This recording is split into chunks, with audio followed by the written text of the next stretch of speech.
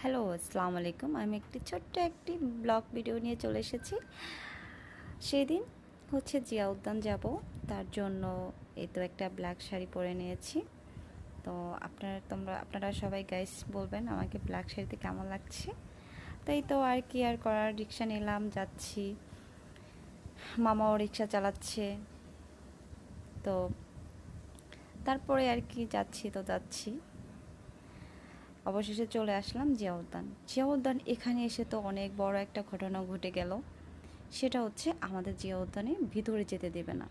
তো কি হলো, কেন যেতে দিল না, এখন তো আমি বুঝতেছি না কেন যেতে দিবে না। আমি তো বলতেছি, ওই যে তারা দাঁড়ায় আছে তাদের বলতেছি, কেন যেতে দিবেন না, বলতেছে না এখানে তো যাওয়া যাবে না। যারা আমি পরে বলতেছি না, এই যে তারা যে আসতেছে তারাও তো ভিতরে ছিল, বলতেছে ওনারা গেছে, আগে গেছে, আপনারা তো আগে আসেন না। তো কি আর করা, যেতে দিল না। পরে হচ্ছে আমার বান্ধবী ওয়েট করতেছে, ওদেরকে খুঁজতে খুঁজতে পরে পেলাম।